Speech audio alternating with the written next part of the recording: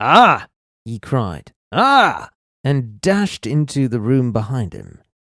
2 steps took me to the open door, and my mind will ever carry a clear picture of the scene within. The window leading out to the garden was wide open. Beside it, looking like some terrible ghost, his head bound with bloody bandages, his face drawn and white, stood Sherlock Holmes.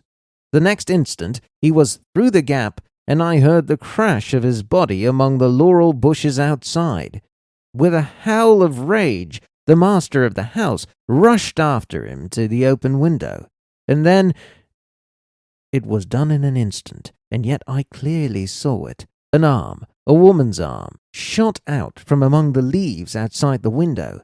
At the same instant, the Baron uttered a horrible cry, a yell which will always remain in my memory. He clapped his 2 hands to his face and rushed round the room, beating his head horribly against the walls.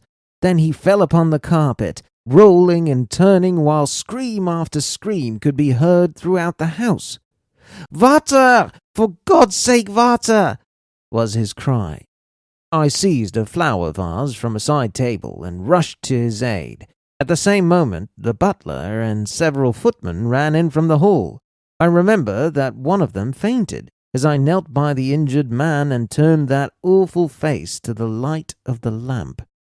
The acid was eating into it everywhere and dripping from the ears and the chin. One eye was already white and glazed. The other was red and inflamed. The features which I had admired a few minutes before were now like some beautiful painting over which the artist has passed a dirty wet sponge. They were blurred, discolored, inhuman, terrible. In a few words, I explained exactly what had occurred so far as the acid attack was concerned. Some had climbed through the window, and others had rushed out onto the lawn, but it was dark and it had begun to rain. Between his screams, the victim raged and raved against the avenger. "It was that hell-cat, Kitty Winter!" he cried. "Oh, the she-devil! She shall pay for it! She shall pay! Oh, God in heaven! This pain is more than I can bear!"